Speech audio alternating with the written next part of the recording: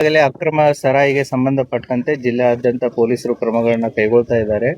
ಈ ಹಿನ್ನೆಲೆಯಲ್ಲಿ ನಾವು ಏನು over A period of time observation ಮತ್ತೆ ಸರ್ವೆಲೆನ್ಸ್ ಇಟ್ಟಾಗ DSP ಸಿಟಿ ಆದಂತ ನಾಗರಾಜ್ ಅವ್ರದ್ದು ನೈಟ್ ರೌಂಡ್ಸ್ ಇದ್ದಾಗ ಅವ್ರಿಗೊಂದು ಮಾಹಿತಿ ಲಭ್ಯ ಆಗುತ್ತೆ.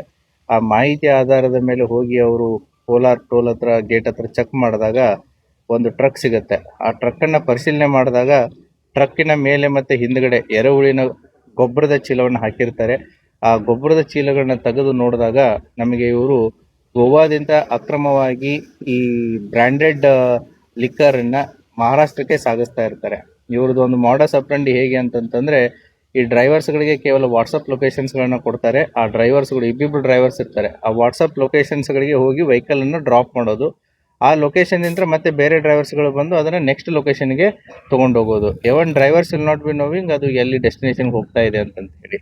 ಅದಕ್ಕೆ ಸಂಬಂಧಪಟ್ಟಂತೆ ಇಬ್ರು ಡ್ರೈವರ್ಸ್ಗಳನ್ನ ಶ್ರೀನಿವಾಸ್ ಅಂತಂತೇಳಿ ಇವರು ಗದಗ ಜಿಲ್ಲೆ ಶಿರಹಟ್ಟಿಯವನು, ಮತ್ತೆ ಇನ್ನೊಬ್ಬ ಡ್ರೈವರ್ ಆದಂತಹ ಸಿದ್ರಾಮ್ ಈತ ಸೊಲಾಪುರದವನು.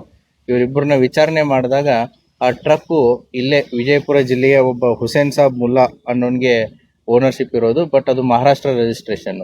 ಸೊ ದಟ್ ಅದರ ಜೊತೆಗೆ ಇಲ್ಲಿ ಬಸವರಾಜ್ ಭಜಂತ್ರಿ ಅನ್ನುವಂಥ ಒಬ್ಬ ವ್ಯಕ್ತಿನೂ ಕೂಡ ಇದರಲ್ಲಿ ಇನ್ವಾಲ್ವ್ ಆಗಿದ್ದ ಈ ಸಾಗಾಟನೆಯಲ್ಲಿ.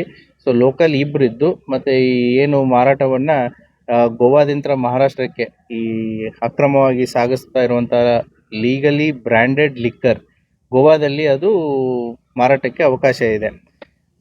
ಯಾಕೆ ಇದನ್ನ ಗೋವಾದಿಂದ ಮಹಾರಾಷ್ಟ್ರಕ್ಕೆ ಸಾಗಿಸ್ತಾರೆ ಅಂತಂತಂದ್ರೆ, ಈ ನಮ್ಗೆ ಸಿಕ್ಕಿರುವಂತಹ ಈ ಏನು ಎಲ್ಲ ಬ್ರ್ಯಾಂಡ್ಸ್ ಇದೆ, ರಾಯಲ್ ಬ್ಲೂ, ಮ್ಯಾನ್ಸನ್ ಬ್ರ್ಯಾಂಡಿ ಅಂತಂತೇಳಿ ಹಲವಾರು ಬ್ರ್ಯಾಂಡ್ಸ್ಗಳು ಸಿಕ್ಕಿದ್ದಾವೆ. ಅದರದ್ದು ಬರೀ ಲಿಕ್ಕರ್ ಬೆಲೆನೇ ಎಲ್ಲಿ ಗೋವಾದಲ್ಲಿ ಅಂದಾಜು ವೆಚ್ಚ ಸುಮಾರು 75 ಲಕ್ಷ ರೂಪಾಯಿ ಆಯಿತು ಅಂತಂತಂದ್ರೆ, ಕರ್ನಾಟಕದ ವ್ಯಾಲ್ಯೂನ ನಾವು ತೊಗೊಂಡ್ರೆ, ಯಾಕಂದರೆ ಪ್ರತಿಯೊಂದು ಸ್ಟೇಟನ್ನು ಕೂಡ ಅವ್ರದ್ದು ಟ್ಯಾಕ್ಸೇಷನ್ ಬೇರೆ ಇರುತ್ತೆ. ಸೊ 75 ಲಕ್ಷ ರೂಪಾಯಿ ಗೋವಾ ಲಿಕ್ಕರು ಅದು ಮಹಾರಾಷ್ಟ್ರಕ್ಕೆ ಹೋಗ್ತಾ ಇತ್ತು. ಒಂದು ವೇಳೆ ನಾವು ಇದನ್ನು ಕರ್ನಾಟಕದ ಲೆಕ್ಕಕ್ಕೆ ನಾವು ಕ್ಯಾಲ್ಕುಲೇಷನ್ ಮಾಡಿದಾಗ ಸುಮಾರು 64 ಲಕ್ಷರಷ್ಟು ಲಾಭ ಸಿಗುತ್ತೆ ಇದಕ್ಕೆ.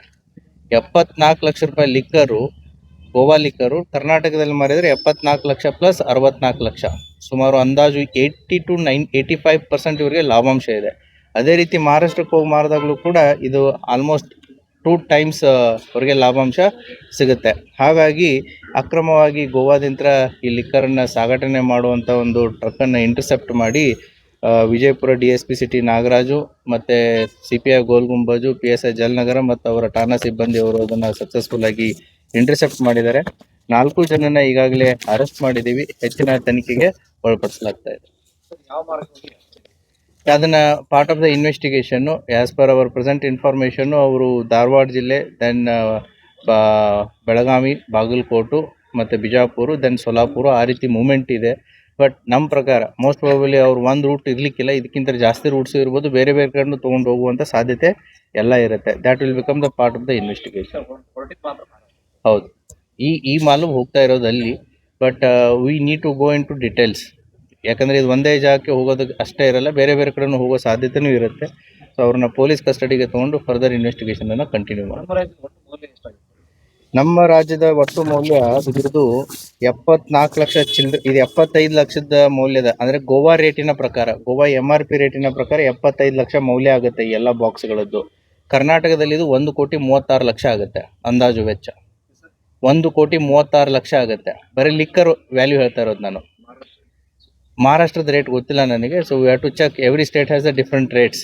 61,000 ಬಾಟಲ್ಸ್ವರೆಗೂ ಆಗುತ್ತೆ ಟೋಟಲ್ ಬಾಟಲ್ಸ್ ಅಂದಾಜು. Yes, it is the total bottles. Bottle size ಅದು ವೇರಿ ಇರ್ಬೋದು. ಟೋಟಲ್ ಬಾಟಲ್ಸ್ ನಕಲಿ ಏನಲ್ಲ. ಇದು ಸುಮಾರು 12,952 ಲೀಟರ್ ಲಿಕ್ಕರ್ ಇದೆ ಎಲ್ಲ ಸೇರಿ. 12,952 ಲೀಟರ್ ಲಿಕ್ಕರ್ ಇದೆ.